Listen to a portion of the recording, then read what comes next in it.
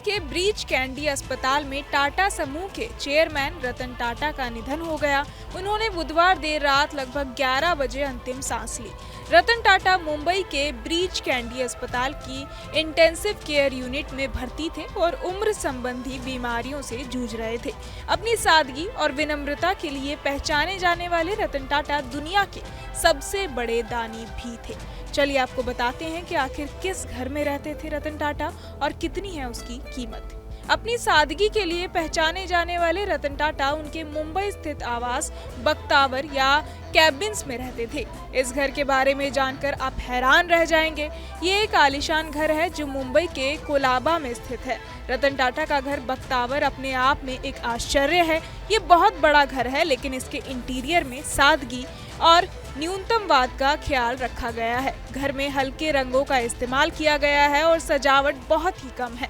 रतन टाटा का मानना है कि कम ही अधिक है और ये उनके घर के डिजाइन में साफ तौर पर दिखाई देता है। एंटीलिया और बख्तावर दोनों ही मुंबई के सबसे आलीशान घरों में से हैं, लेकिन इन दोनों में काफी अंतर है। एंटीलिया एक 27 मंजिला इमारत है जो आधुनिक सुविधाओं से लैस है, वहीं बख्तावर एक एकल मंजिला घर है जो सादगी और विनम्रता को दर्शाता है।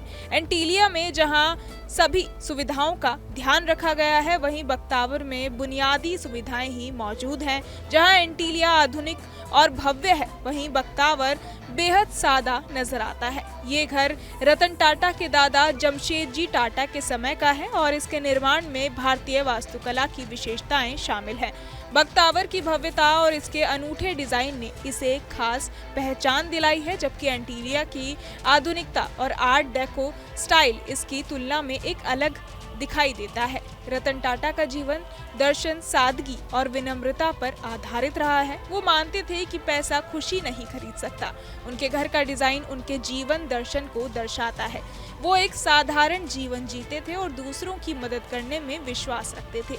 मशहूर उद्योगपति रतन टाटा का जन्म 28 दिसंबर 1937 में हुआ था। वो साल 1991 से 2021 तक टाटा ग्रुप के चेयरमैन रहे और इस दौरान उन्होंने बिजनेस सेक्टर में कई कीर्तिमान स्थापित करते हुए देश के सबसे पुराने कारोबारी घरानों में से एक टाटा समूह को बुलंदियों तक पहुंचाया। रतन टाटा सिर्फ एक उद्योगपति ही नहीं, बल्कि सादगी से भरे एक नेक व दरिया दिल इंसान भी थे। वो देश के लिए हमेशा आदर्श और प्रेरणा स्रोत रहेंगे। वे अपने समूह से जुड़े छोटे से छोटे कर्मचारी को भी अपना परिवार मानते और उनका ख्याल रखने में कोई कसर नहीं छोड़ते। साल 1868 में शुरू हुए कारोबारी घराने की कमान अपने हाथों में लेने से रतन टाटा ने 70 के दशक में टाटा स्टील जमशेदपुर में काम किया। जब कारोबार की सभी बारीकियां समझ में आ गईं, फिर उन्होंने ग्रुप में अपनी दमदार एंट्री की और अपनी मेहनत और काबिलियत की दम पर कारोबार को आसमान की बुलंदियों पर पहुंचाने का काम किया। रतन टाटा ने 1991 में पूरे ग्रुप की कमान अपने हाथों में ले ली थी। आज की इस खबर में इतना ही।